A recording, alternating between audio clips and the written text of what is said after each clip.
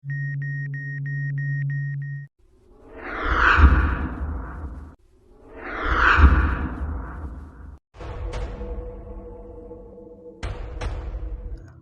semua, selamat datang kembali di cerita No Debat. Sebelum masuk ke video, saya ucapkan terima kasih buat kalian semua yang telah mensupport channel ini dengan cara apapun itu. Jika ada salah kata dan ejaan asing, mohon dimaklumi ya cuy. Di video kali ini, saya akan melanjutkan cerita sang penguasa neraka. Yang di part sebelumnya, sang raja dikabarkan oleh pengikutnya bahwa ada bocah pelajar dan seorang gadis yang sedang dikepung oleh sekelompok orang. Mengetahui hal tersebut, sang raja akan coba melihatnya. Diketahui bocah pelajar itu bernama Duan dan si wanita bernama Mu. Terlihat mereka sedang dikepung oleh sekelompok orang. Terlihat Nona Mu melempar shuriken ke arah si botak, tetapi dengan mudah dihalau. Mereka sebenarnya tidak hendak bertarung, tetapi di sini kayak terjadi sedikit konflik yang membuat ketua Sikong marah dan meminta si botak untuk menangkap mereka. Si botak mulai menebaskan pedang besarnya secara vertikal yang menyebabkan Nona Mu terpentalkan. Sedangkan si Duan hanya bisa melongo melihat hal itu, yang membuat dirinya lengah, membuat si botak tepat berada di sampingnya. Tanpa sepengetahuannya, yang langsung mengayunkan pedang besarnya. Tepat sebelum pedang tersebut memecahkan kepala si Duan, tiba-tiba ada sekelebat serangan yang membuat pedang tersebut hancur. Itu membuat dua orang tersebut kebingungan sendiri. Serangan tersebut diketahui berasal dari sosok berjubah yang memperkenalkan dirinya sebagai utusan suci Lingju. Si utusan pun langsung memarahi Sikong karena tidak sopan kepada dua orang utusannya. Mengetahui yang dicoba diserang olehnya adalah utusan suci, Sikong meminta maaf atas ketidaktahuannya. Tetapi semua sirna ketika sosok berjubah mulai tertawa karena melihat Sikong yang begitu ketakutan. Si Duan yang mengetahui itu adalah Raja Yan Luo yang ia kenal sebagai Tuan Yao. Dia pun sedikit berbincang. Sikong yang merasa dirinya telah dipermainkan mulai murka.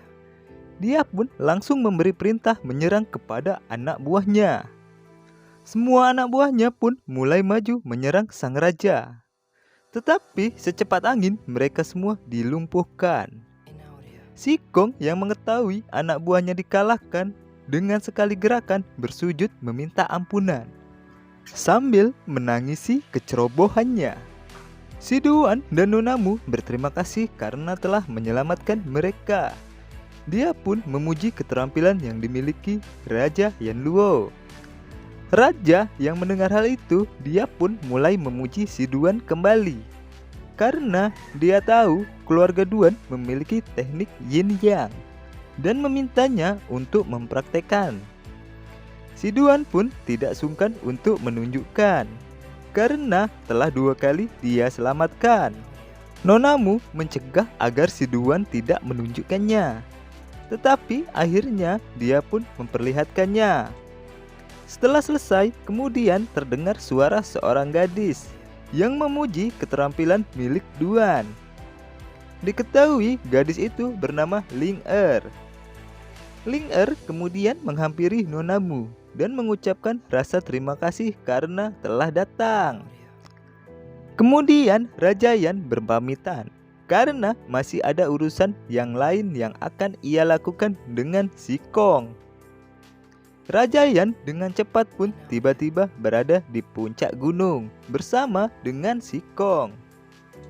Ternyata maksud Raja Yan membawa Sikong adalah dia akan menyembuhkan cedera dan racun yang berada di tubuh Sikong. Mendengar hal itu, Sikong pun kaget dan dia akan melakukan apapun jika memang benar dapat disembuhkan. Dengan 10 poin, Raja Yan dapat menetralkan racun milik Sikong. Dia pun mulai membersihkan racun yang berada di tubuhnya. membuat tubuh Sikong merasakan sensasi yang nyaman dan sejuk, serta merasakan energi mengalir dengan bebas di titik akupunturnya. Tidak sampai di situ, Rajayan pun memberinya 30 tahun tenaga murni, yang membuat Sikong merasakan kekuatan yang amat dahsyat, serta menghancurkan pakaiannya. Sikong langsung memberi hormat dan berterima kasih kepada Rajayan, dan mengatakan bahwa tubuhnya dan partai Senong saat ini milik Tuan. Sikong pun langsung menanyakan perintah apa yang harus ia lakukan. Rajayan meminta agar Sikong mencarikannya buku jurus luar biasa dan pusaka-pusaka di dunia ini. Mendengar permintaan yang sangat gila, Sikong pun tidak bisa menolaknya. Dia hanya berkata, meskipun dia harus mengorbankan nyawanya, dia akan mencarinya untuk si Tuan. Rajayan kemudian memberitahunya, jika dia dalam masalah besar dan nyawanya terancam, sang raja memintanya agar meneriakkan namanya. Kemudian Rajayan mengubah nama partai Senong menjadi Partai Evil Yan Luo. Sikong hanya berdiri gemetaran mendengar ucapan yang bernada intimidasi dari sang raja. Sang raja pun kemudian menghilang bersama dengan awan dan menunggu kabar baik darinya. Sikong lagi-lagi dibuat stres karena tidak tahu caranya turun, dan lagi dia tidak mengetahui nama Tuan tersebut. Sungguh luar biasa. Rajayan pun akhirnya sampai ke istana Bobrok bersama dengan beberapa pengikutnya. Dia pun langsung disambut dengan sistem. Sang raja pun memamerkan apa yang ia dapat dari dunia manusia, tetapi sistem telah mengetahuinya, yang kemudian memberitahunya bahwa kekuatannya saat ini jika dibandingkan raja neraka yang lain hanya ibarat semut kecil. Sang raja pun memuji sistem karena terlalu perhatian dan akan memberinya hadiah. Mendengar hal itu, sistem bertanya, hadiah apa yang akan ia dapatkan? Sang raja pun menanyakan apakah penampilannya bisa dirubah, karena dia sudah muak melihat wujudnya seperti telur.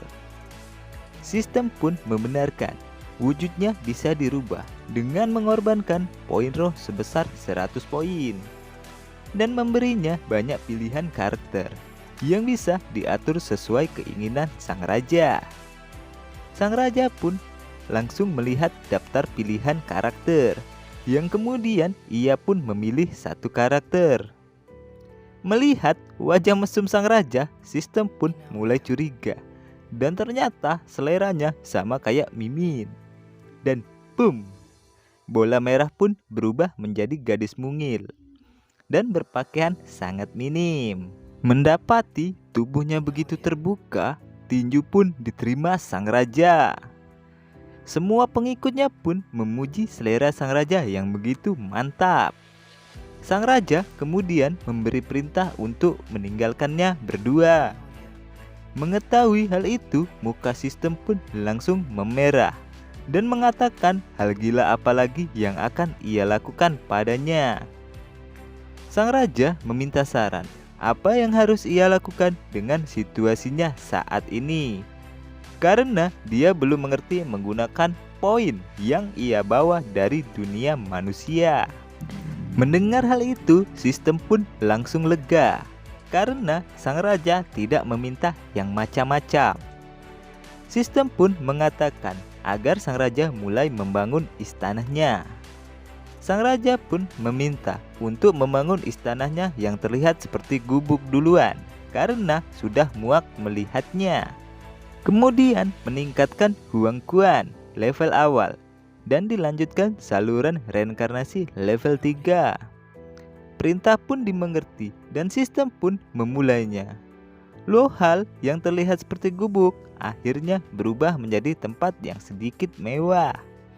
Kemudian dilanjutkan dengan Huang Kun dan saluran reinkarnasi level 3. Sang raja yang melihat ada sedikit kemajuan di istananya mulai senang. Tapi itu tidak berjalan lama, karena tubuh sistem tiba-tiba bergetar dan mendeteksi bahwa ada raja neraka lain yang telah menemukan tempat mereka. Tetapi terlihat sang Raja Luo tidak panik dan dia bersiap untuk melawannya. Sistem pun lagi-lagi mengatakan agar menghindari pertarungan, karena dengan kemampuan mereka saat ini sulit untuk memenangkan pertarungan. Sistem kemudian menyarankan agar sang raja menggunakan stempel Raja Yan Duo yang dapat menteleportasinya dengan akurat ke dunia manusia. Sang raja pun langsung meminta sistem menukarnya. Dengan raut tak berdaya, sistem mengatakan bahwa poin mereka tidak cukup. Mendengar hal itu, sang raja hanya bisa menyayangkan semua ucapan sistem yang baru saja diucapkan hanyalah sia-sia. Lebih baik dia diam dan tidak mengatakan apa-apa. Sang raja mengumpulkan pengikutnya dan memberi perintah untuk mereka semua bersiap berperang. Sistem pun menghampiri sang raja dan berkata apa dia yakin dengan keputusannya. Tidakkah dengan kekuatan saat ini sama halnya dengan bunuh diri? Raja Yan pun berkata, apa yang harus ia takutkan? Bukankah dia sebenarnya sudah mati? Kemudian tibalah Raja level 3 dengan 2 anak buahnya dari neraka lain, yang langsung merendahkan Raja Yan sebagai raja rendahan dan istananya yang begitu buruk. Raja Yan dengan santai pun memprovokasi. Jika dia bersujud 3 kali, maka ia akan membiarkan mayatnya tetap utuh. Mendengar Raja level 3 diremehkan, dengan Raja Yan membuat dirinya marah dan meminta anak buahnya untuk menyisakan si wanita dan membantai semua yang berada di istana tersebut. Mendengar sistem disukai oleh raja lain, Raja Yan pun memuji dirinya bahwa karakter yang ia pilih sangat bagus dan dapat menarik perhatian orang lain. Mendengar hal itu, sistem pun tidak menyangka di saat kondisi genting, rajanya masih sempat bercanda. Anak buah Raja level 3 pun mulai bergerak menyerang. Raja Yan pun bersiap dengan kecepatannya. Dia pun maju dan langsung menyengkram kepala keroco tersebut. Menggunakan skill mirip pen, Raja Yan pun menyedot energi dan jiwa mereka, membuat mereka menghadapi kematian. Mengetahui 2 anak buahnya mati, Raja level 3 mengeluarkan jurus 100 hantu. Serangan tersebut terlihat seperti angin topan yang akan menghantam tubuh Raja Yan. Para pengikut Raja Yan panik karena serangan itu terlihat begitu dahsyat. Dengan tenang, Raja Yan menghirupnya, atau lebih tepatnya menghisapnya. Tidak diketahui cara kerjanya, tetapi Raja Yan berhasil menghisap serangan tersebut, yang membuatnya mendapatkan kemampuan 100 hantu dan naik ke level 3. Raja level 3 yang melihat hal itu tidak percaya dengan apa yang ia lihat, karena serangannya diserap habis oleh Raja Yan. Karena merasa situasi tidak diuntungkan, Raja level 3 pun berusaha kabur dengan masuk ke dalam tanah. Raja Yan yang melihat hal itu pun langsung menghampiri dan menariknya keluar. Raja level 3 pun mulai berbicara yang tidak-tidak bahwa mereka sebenarnya hanya salah paham dan meminta untuk dibicarakan secara baik-baik. Raja Yan yang sudah naik level tidak menghiraukan ucapannya. Dengan tinju Saitama dengan sekali pukul, ia pun langsung mengalahkan Raja level 3 tersebut.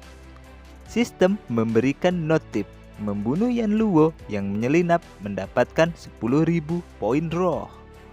Sang raja pun mendapat pujian dari pengikutnya.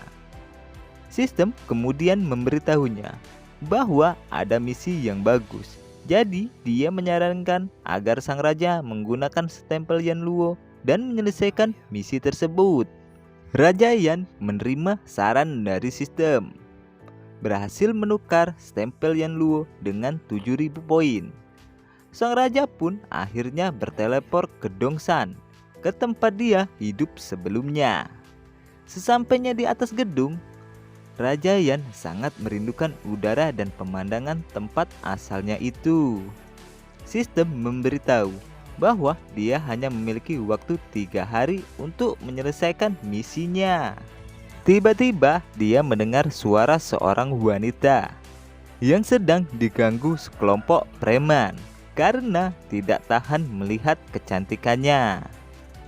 Seseorang pun berkata, karena melihat si gadis pingsan membuatnya tidak seru, karena mereka tidak bisa melihat ekspresinya. Tiba-tiba mereka pun dikagetkan dengan Raja Yan yang muncul di belakang mereka. Sang raja hanya berkata, dia tersesat dan tidak bermaksud mengganggu. Tapi dua preman tersebut malah menyerangnya. Tidak diperlihatkan adu jotosnya, tapi tiba-tiba sang raja menggendong wanita tersebut karena kasihan melihatnya tidur di pinggir gang sambil pergi meninggalkan preman yang sudah tertunggitkan. Hehehe. Yang kemudian dia akan membawanya ke hotel agar si gadis bisa beristirahat dengan nyaman. Sesampainya di hotel, sang raja memesan satu kamar di ruang resepsionis. Tetapi terlihat si pegawai curiga terhadapnya dan meminta KTP. Sang raja yang tidak memiliki, dia pun meminta sistem untuk membuatkannya. Sistem menerima perintah dan membuatkannya KTP dengan biaya 10 poin roh. Kemudian sang raja memberikan identitas ke resepsionis dan dia pun diberikan kamar.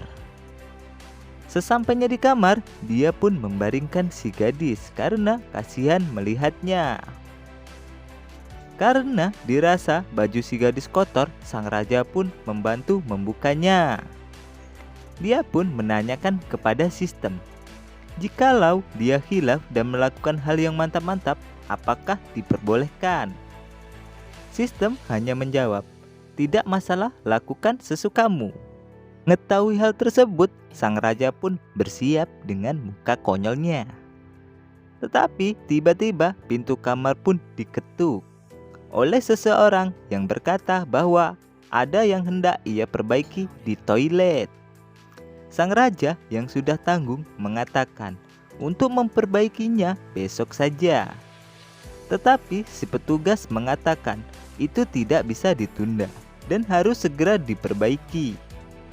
Sang raja dengan kesal berjalan, hendak membukakan pintu. Tetapi ketika pintu dibuka, ada beberapa polisi yang langsung menerobos masuk dan menyergapnya. Singkat cerita, si ketua mencoba menginterogasinya. Tetapi ketika memegang tubuhnya, si ketua merasa sangat dingin dan tidak memiliki suhu tubuh sama sekali. Dan ketika menatap matanya seperti lubang tanpa ujung, seperti kematian yang diselimuti rasa putus asa. Raja Yan mencoba mencairkan suasana.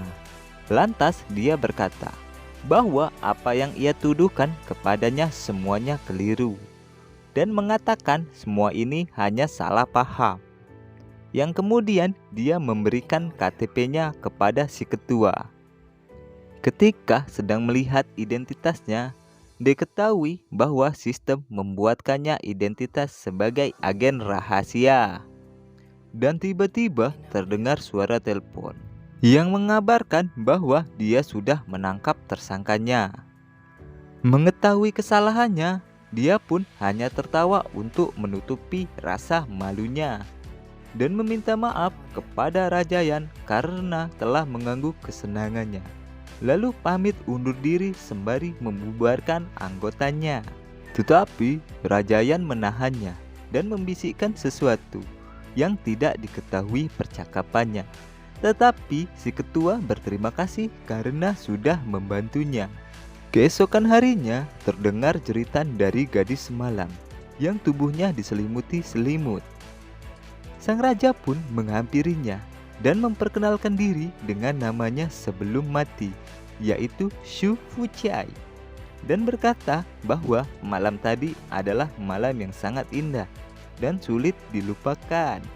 Mendengar ucapan si Fuchai membuatnya berteriak karena merasa dirinya telah dilecehkan dengan memakinya dengan sebutan preman mesum. Fuchai langsung membungkam mulutnya dan mengancam akan menelanjanginya lagi. Si gadis yang mendapat ancaman bukan diam, dia malah kembali berteriak bahwa mereka semua jahat karena telah menindasnya. Mengetahui si gadis tidak bisa diajak bercanda, Fuchai pun mengatakan yang sebenarnya, bahwa dia yang menyelamatkannya dari 2 preman malam tadi, dan dia tidak melakukan hal-hal yang tidak senonoh kepadanya. Belum sempat dijawab, ponsel si gadis pun berbunyi, dan baru diketahui bahwa dia bernama Zhou Hiryu. Terdengar seseorang menyebut namanya dan memarahinya karena menyinggung seorang klien. Nona Hiryu pun menjawab bahwa dia hendak dilecehkan. Tetapi orang yang menelponnya yang diketahui sebagai bosnya tidak mau tahu apapun alasannya dan meminta Nona Hiryu untuk meminta maaf kepada kliennya. Si Nona manis pun cuma menjawab mengerti. Fuchai yang mendengar percakapan mereka mengerti bahwa Nona Hiryu sedang dalam masalah dan menawarkan bantuan. Tetapi Nona Hiryu menolaknya dan kemudian mengucapkan rasa terima kasih karena telah menolongnya. Dan hampir saja dia salah paham terhadapnya. Kemudian dia pamit pergi. Tetapi sebelum pergi, ia diminta menunggu sebentar karena ada hadiah yang akan Fuchai berikan kepadanya. Nona Hiryu hanya menjawab, "Memberiku hadiah?" Sambil terlihat penasaran hadiah apa yang akan ia dapatkan. Kemudian Fuchai meminta sistem mencari tahu keberadaan hantu liar di sekitar mereka. Sistem menerima perintah memberitahu bahwa di tempat mereka ada satu hantu gentayangan yang belum lama mati. Menaklukkannya mendapatkan hadiah 1 poin, dan dia berada di kamar 1441. Setelah mengetahui lokasinya, Fuchai langsung pergi ke kamar tersebut, dan terlihat kamar dengan aura yang mencekam. Fuchai pun langsung meminta si hantu menampakkan diri dan jangan membuang waktunya. Tidak butuh waktu lama, si hantu pun langsung menampakkan diri dan berkata, "Matinya sangat mengenaskan. Ayo masuk temani dirinya bermain." Aku belum sempat meneruskan kata-katanya, Fuchai pun langsung menginjak mukanya dan menyuruhnya agar diam. Lanjut mengancamnya, jika tidak mau menuruti perintahnya, dia akan dimasukkan ke neraka 18. Si hantu Wewe menjawab dengan nada menyepelekan, "Siapa Anda? Berani mengancamku? Sekarang aku akan menghabisimu." Setelah melihatnya, betapa terkejut dan takutnya si hantu bahwa yang berada di hadapannya adalah Raja Yanduo. Dia pun mengakui kesalahannya dan pantas dimusnahkan, dan lanjut bersujud agar dendamnya dibalaskan. Fuchai pun mendengarkan keinginannya dan akan mengurusnya nanti. Dia berkata bahwa ada tugas yang akan diberikan raja ini untuknya. Scene berpindah ke Nona Hiryu yang diberikan rambut hantu Wewe oleh Fuchai. Ekspresi si Nona pun tampak bad mood. karena hadiah yang ia terima tidak seperti yang ia bayangkan. Fucai pun memberitahu bahwa itu adalah jimat yang dapat melindunginya, jadi bawalah. Si Nona pun menerimanya dan lanjut pergi. Raja Yan berkata untuk melindunginya, jangan sampai dia terluka sedikit pun. Jika dia tidak mau dimusnahkan hingga tak bisa bereinkarnasi lagi. Si hantu Wewe yang telah menempel dengan Nona Hiryu pun berkata oke. Jadi buat kalian kalau ada cewek cantik hati-hati ya. Jangan-jangan udah dijaga sama hantu Wewe. Wah. Oke, lanjut. Sistem kemudian memperingatkan Fucai bahwa waktunya di dunia manusia hanya 3 hari. Jadi jangan karena melihat wanita cantik dia melupakan misinya. Dan kembali mengingatkan bahwa prajurit Yin adalah pasukan heroik yang telah berperang ratusan kali. Dia hendaknya harus waspada. Fucai hanya tersenyum. Dan sebelum ia menyelesaikan misinya, dia akan pergi ke panti asuhan tempat tinggalnya dulu untuk menemui seseorang. Di panti asuhan terlihat sekelompok preman yang membawa eskapator hendak merobohkan panti asuhan tersebut. Namun tiba-tiba